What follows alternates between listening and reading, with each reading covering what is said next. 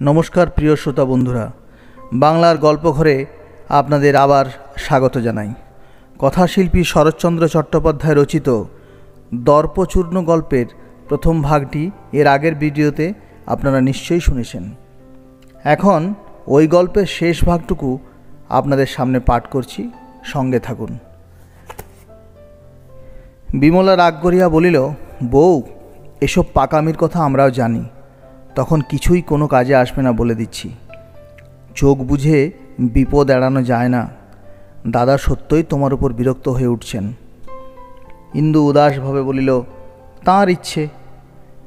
बिमला मने मने अत्यंत जलिया उठिया बलिल, सेई इच्छे टेर पाबे जेदिन सर्वनाश हबे। दादा जेमन निरीह तेमनि कठिन। तार एदिक देखेछो, ओदिक देखते एखोनो बाकी आछे, ता बोले दिच्छी। आच्छा, देखते पेले तोमाके खबर दिए आसबो। बिमला आर किछु बलिल ना। खानिकक्षण चुप करिया थाकिया एकटा निश्वास फेलिया धीरे धीरे बलिल, ता सत्यि विश्वास हय ना बटे, स्वामीर स्नेहे वंचित हब, किन्तु से मानुष जे दादा नय। असूखेर समय ताके भालो करे चिनेछि। बुकेर कपाट तार एकबार बंध हये गेले आर खोला जाबे ना। एकबार इंदुओ मुख गम्भीर करिल, कहिल, खोला ना पाई बाइरेई थाकबो। खुले देবার জন্য তার পায়ে ধরেও সাধবো না, তোমাকেও সুপারিশ করতে ডাকবো না। ও কি রাগ করে চললে নাকি? বিমলা দাঁড়াইয়া উঠিয়া কহিল, রাগ নয়, দুঃখ করে যাচ্ছি। বউ, নিজের বোনের চেয়েও তোমাকে বেশি ভালোবেসেছি বলেই প্রাণটা কেঁদে কেঁদে ওঠে। দাদা যে অমন করে বলতে পারেন আমি চোখে দেখে না গেলে বিশ্বাসই করতুম না। ইন্দু হঠাৎ একটু হাসিয়া বলিল, অত বক্তৃতা আর কখনো তার মুখে শুনবে না। বক্তৃতা তুমিও তো কিছু কম করনি বউ, তবে তিনি যে আর কখনো করবেন না তা আমারও মনে হয়। এক কথা 100 বলবার লোক তিনি নন।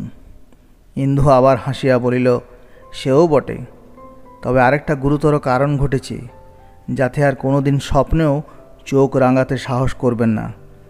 আমার বাবার চিঠি পেলুম, তিনি আমার নামে 10,000 টাকার উইল করে দিয়েছেন। কি বলো ঠাকুরজি, পায়ে ধরবার আর দরকার আছে বলে মনে হয়? বিমলার মুখ যেন আরও অন্ধকার হইয়া গেল। বলিল, বউ, এর পূর্বে কখনো তোমাকে তিনি চোখ রাঙাননি।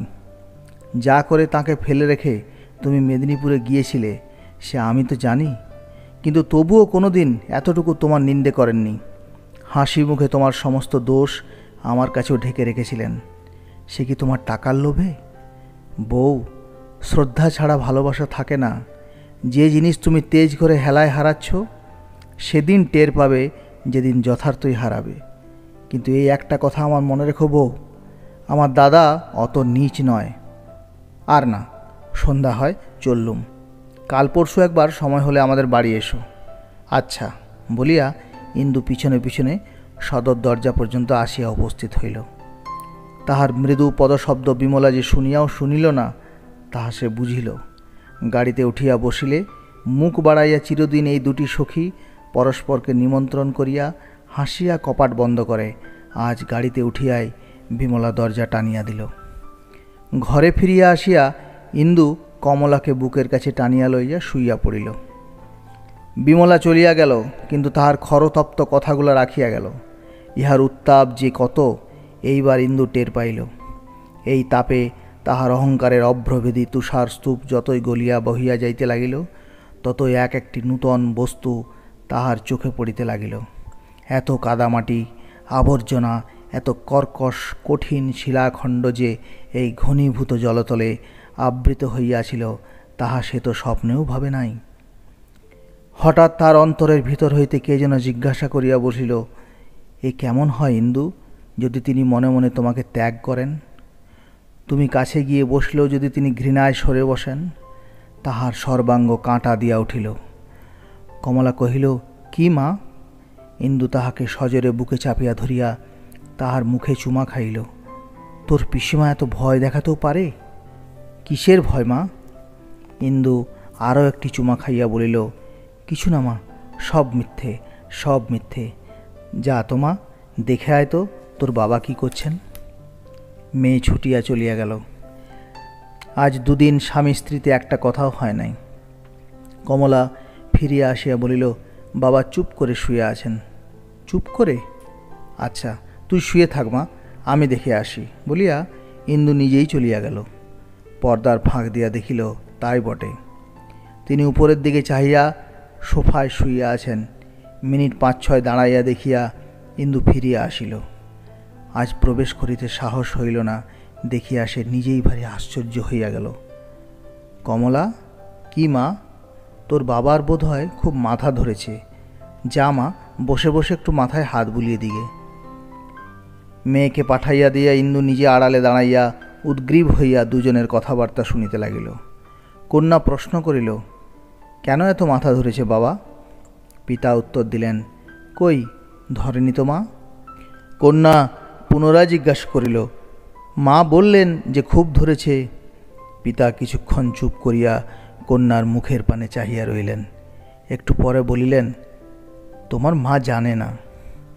পর্দা ঠেলিয়া ইন্দু সহজভাবে ঘরে ঢুকিল। টেবিলের আলোটা কমাইয়া দিয়া কহিল, রোগা শরীরে এত পরিশ্রম কি সহ্য হয়? যা তো মা কমলা, ও ঘর থেকে অডিকলনের শিশিটা নিয়ে আয়, আর রামটহলকে একটু বরফ কিনে আনতে বলে দে। মেয়েকে তুলিয়া দিয়া ইন্দু শিয়রে আসিয়া বসিল।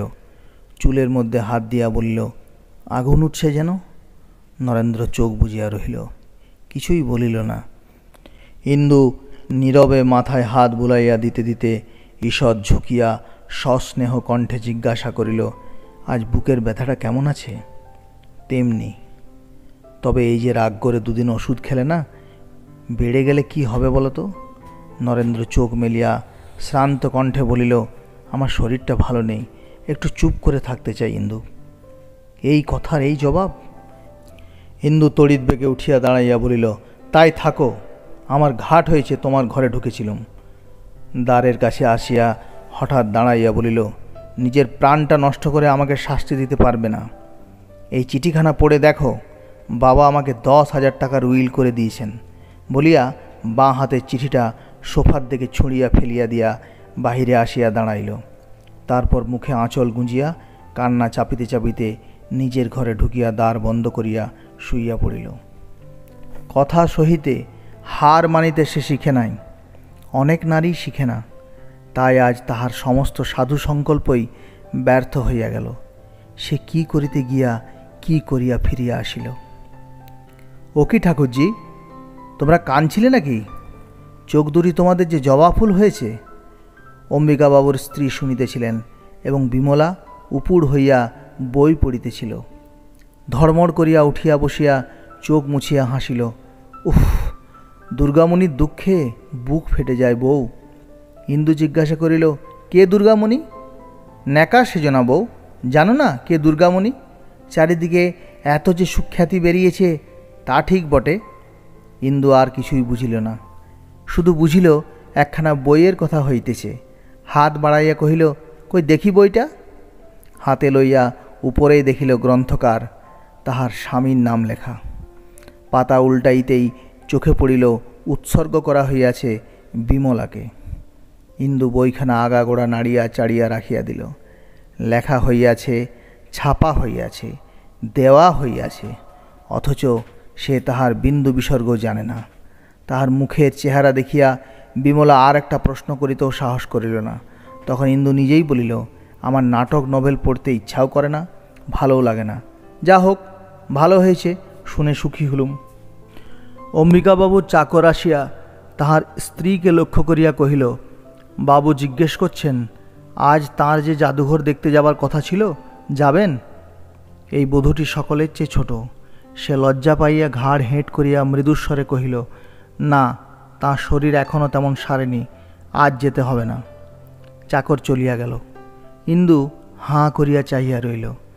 তাহার মনে হইল এমন আশ্চর্য কথা সে জীবনে শোনে নাই। ভোলা আসিয়া বিমলাকে জিজ্ঞাসা করিল, বাবু অফিস থেকে জানতে লোক পাঠিয়েছেন একটা বড় আলমারি দেরাজ নিলাম হচ্ছে, বড় ঘরের জন্য কেনা হবে কি? বিমলা কহিল, না, কিনতে মানা করে দে, একটা ছোট বুককেস হলেই ও ঘরের হয়ে যাবে। ভোলা চলিয়া গেল। ইন্দু মহা বিস্ময়ে অবাক হইয়া বসিয়া রহিল। এই স্বামীদের প্রশ্নগুলোতেও সে বেশি প্রভুত্ব দেখিতে পাইল না। ইহাদের স্ত্রী দুটির আদেশগুলাও তাহার কাছে ঠিক দাসীদের মতো শুনাইল না, অথচ তাহার নিজের মনের মধ্যে কেমন যেন একটা ব্যথা বাজিতে লাগিল। কেবলই মনে হইতে লাগিল কি করিয়া যেন ইহাদের কাছে সে একেবারে ছোট হইয়া গিয়াছে। যাইবার সময় বিমলা চুপি চুপি জিজ্ঞাসা করিল, বউ, সত্যি কি তুমি দাদার এই বইটার কথা জানতে না? ইন্দু তাচ্ছিল্যের সহিত কহিল, না, আমার ওই জন্যে মাথা ব্যথা করে না, সারাদিন বসেই তো লিখছে, কে অত খোঁজ করে বলো? ভালো কথা ঠাকুরজি, কাল বাপের বাড়ি যাচ্ছি। বিমলা উদ্বিগ্ন হইয়া কহিল, না বউ, যেও না। কেন? কেন সে কি বুঝিয়ে বলতে হবে বউ? দাদা তোমাকে তার দুঃখের সুখের কোনো ভারই দেন না, তাও কি চোখে দেখতে পাও না? স্বামীর ভালোবাসা হারাচ্ছ, তাও কি টের পাও না? ইন্দু হঠাৎ রুষ্ট হইয়া বলিল, অনেকবার বলেছি তোমাকে, আমি চাইনে। আমি দাদার ওখানে নিশ্চিন্ত হয়ে থাকব। ইনি আর যেন আমাকে আনতে না যান, আর যেন আমাকে জ্বালাতন নাও করেন। এবার বিমলাও ক্রুদ্ধ হইয়া উঠিল, কহিল, এসব বড়াই পুরুষ মানুষদের কাছে করো বউ, আমি তো মেয়ে মানুষ, আমার কাছে করো না। তোমার বাপেরা বড় লোক, তোমার সংস্থান তারা করে দিয়েছেন, এই তো তোমার অহংকার। আচ্ছা, এখন যাচ্ছ যাও, কিন্তু একদিন হুঁশ হবে, যা হারালে তার তুলনায় সমস্ত পৃথিবীটাও ছোট। বউ, যা তুমি পেয়েছিলে কম মেয়ে মানুষে তা পায়, সে জানি, কিন্তু যে অপব্যয় তুমি করলে তাতে অক্ষয় ক্ষয়ে শেষ হয়ে যায়। বোধ করি গেলও তাই। সেই বইখানা বিমলার হাতেই ছিল। তাহার প্রতি দৃষ্টি পড়ায় ইন্দুর বুকের ভিতরটা একবার হু হু করিয়া উঠিল। বলিল, অহংকার করবার থাকলেই লোকে করে, কিন্তু আমার সর্বনাশ হবে, যায় যাবে। সেজন্য ঠাকুরজি, তুমি বা মাথা গরম করো কেন, আর আমি বা যা তা দাঁড়িয়ে দাঁড়িয়ে শুনি কেন? আমার থাকতে ইচ্ছে নেই, থাকবো না। এতে যা হয় তা হবে, কারো পরামর্শ নিতে চাইনি, ঝগড়া করতেও চাইনি। বিমলা মৌন হইয়া রহিল। তাহার ব্যথা অন্তর্যামী জানিলেন, কিন্তু এ অপমানের পরে আর সে তর্ক করিল না। ইন্দু অগ্রসর হইবার উপক্রম করিতেই কহিল, দাঁড়াও তো বউ, তুমি সম্পর্কে বড়, একটা প্রণাম করি। সেদিন সন্ধ্যা হইতে সমস্ত আকাশ ঝাঁপিয়া মেঘ করিয়া বৃষ্টি পড়িতে লাগিল। ইন্দু মেয়ে লইয়া বিছানায় আসিয়া শুইয়া পড়িল। আজ তার ছোট ভগিনীপতি আসিয়াছিলেন। পাশের ঘর হইতে তাহাকে খাওয়ানো দাওয়ানো গল্পগুজবের অস্পুষ্ট কলধ্বনি যতই ভাসিয়া আসিতে লাগিল, ততই কিসের অব্যক্ত লজ্জায় তাহার বুক ভরিতে লাগিল। 3 মাস হইতে চলিল সে মেদিনীপুরে আসিয়াছে, ছোট ভগিনীও আসিয়াছে। তাহার স্বামী এই 2 মাসের মধ্যে শান্তিপুর হইতে অন্তত 5-6 বার যাওয়া আসা করিলেন, কিন্তু নরেন্দ্র একটি বারও আসিলেন না, একখানা চিঠি লিখিয়াও খোঁজ করিলেন না। কিছুদিন হইতে ব্যাপারটার উপর সকলেরই দৃষ্টি পড়িয়াছে এবং প্রায়ই আলোচনা হইতেছে। ছোট ভগিনীপতির ঘরে সকলের সম্মুখে পাছে এই কথাটা উঠিয়া পড়ে, এই ভয়েই ইন্দু অসময়ে পলাইয়া ঘরে ঢুকিয়াছিল। স্বামী আসেন না, তাহার অবহেলায় বেদনা কত। সে ইন্দুর নিজের কথা, সে যাক, কিন্তু ইহাতে এত যে ভয়ানক লজ্জা, এ কথা সে তো একদিনও কল্পনা করে নাই। ভ্রূণ হত্যা, নরহত্যার মতো এই যে কেবল লুকাইয়া ফিরিতে হয়, মরিয়া গেলেও যে কাহারও কাছে স্বীকার করা যায় না স্বামী ভালোবাসেন না।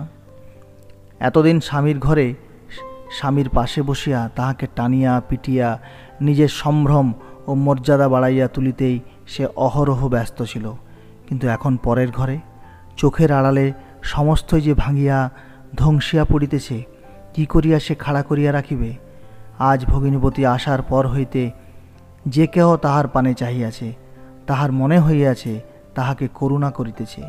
কমলাকে কেহ তাহার পিতার কথা জিজ্ঞাসা করিলে ইন্দু মরমে মরিয়া যায়, বাড়ি ফিরিবার প্রশ্ন করিলে লজ্জায় মাটিতে মিশিয়া যায়।